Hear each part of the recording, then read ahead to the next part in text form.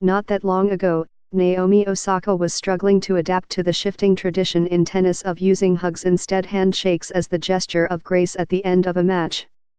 "I'm told that I give out the worst hugs," Osaka said last year, after winning the United States Open at 20 years old. "The thing is, I'm used to handshakes," she added. "Every time someone comes for a hug, I'm very confused." By Saturday night, after the third match of her title defense, Osaka had more than perfected her take on the new brand of sportsmanship. She not only hugged a tearful Coco Gauff, the 15-year-old sensation she had just knocked out of the Open. She took Gauff completely under her wing. Osaka consoled the younger player, encouraging her to address the crowd in an on-court interview that typically belongs to the winner, and assuring her that it would be better to keep crying openly in front of the fans than to retreat inconsolably to the showers. The scene was extraordinary but hardly unique for a 21st-century Grand Slam tournament. When Novak Djokovic, suffering from a sore shoulder at the Open, retired mid-match against Stan Wawrinka on Sunday night, the two draped their arms around each other's necks. And there was a moment of affection last year that became an instant meme. After Djokovic beat Juan Martín del Potro to win the Open, they skipped the traditional post-match handshake. Instead, Djokovic and del Potro embraced for several seconds, as if they were long-lost brothers seeing each other for the first time in years. The image was replayed on screens throughout the world. "I think it's because we both love each other," said del Potro, who missed this year's US Open with a knee injury. "We have a great relationship, and we always play the great battles. The people love when the two players are fighting until the last point. A huge hug means a lot to the crowd and to us as well. There was a time when the end of a tennis match required nothing more than a firm handshake and maybe a few kind words before both players gathered their belongings and left the court. The same held true for men and women. Today, hugging has become the new handshake, providing a level of intimacy that may make post-match meetings at the net as unrecognizable to past players as innovations like the Hawkeye ball tracking system and serving time limits. "We never hugged," said Pam Shriver, who played throughout the 1980s against Chris Evert and Martina Navratilova. "The closest I came was when I beat Martina, who was my friend and doubles partner, in 1982. I only beat her 3 times out of 42. It was a huge upset. We still shook hands, but we put an arm around each other as we walked to the umpire's chair. It was such a big deal that the picture ran, above the fold, in the next day's New York Times." In 1980, Bjorn Borg sank to his knees after outlasting John McEnroe in a classic fourth-set tiebreaker in the Wimbledon final. After he arose, Borg did little more than approach the net with his head down and share a limp handshake with McEnroe before walking off.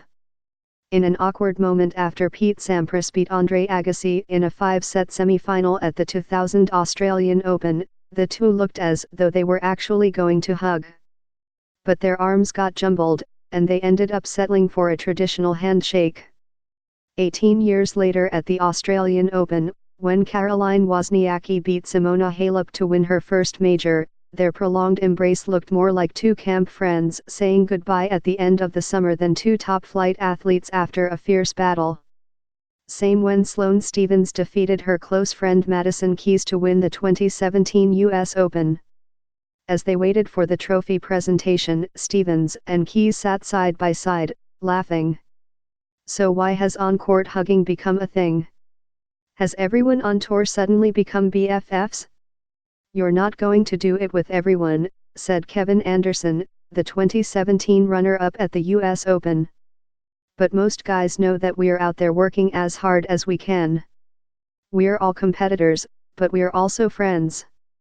For Djokovic, hugging has become part of his mental routine, the result of time with Pepe Imaz, a Spanish spiritual guru who specialized in a technique with meditation and prolonged hugs called amor y paz, love and peace. Alan Fox, a California-based sports psychologist who has counseled athletes for more than 40 years, said hugs now are part and parcel of every athletic competition, no matter the sport. "Back in the day, athletes were trying to be classy," so they kept their emotions in check, shook hands at the end of a match and left the court, he said.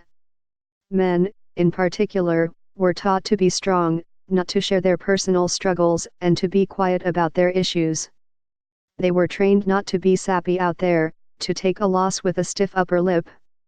Now people think nothing of hugging and crying after their matches. Even when post-match hugs aren't warranted or wanted, most players now opt for a modified bro shake, a bring-it-in handshake that turns into a one-armed hug.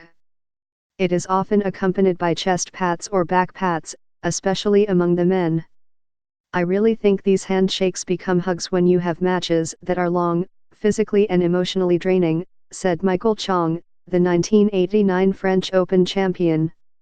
Seeing them embrace is really a sign from both players that says, if we could have two winners, that would be my choice.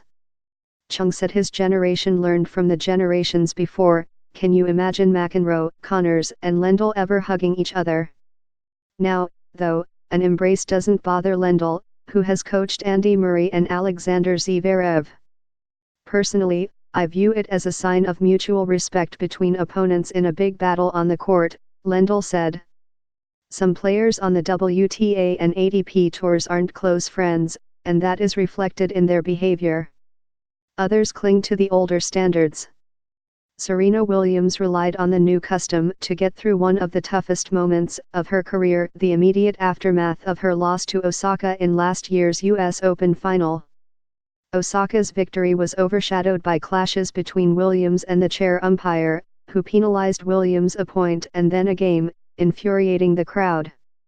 Seeing Osaka approach the net on the verge of tears with her head down, Williams pivoted quickly from her frustration, flashed a sweet smile and threw her arms around the young champion. A year later, Osaka took similar care of Goff. Psychologists have taught their athletes, "You're a better person for wearing your heart of your sleeve," Fox, the psychologist, said. That's supposed to improve your self-esteem. Giving someone a hug at the end of the match doesn't make the loss less painful, but, at that moment, it might make both players feel a little better.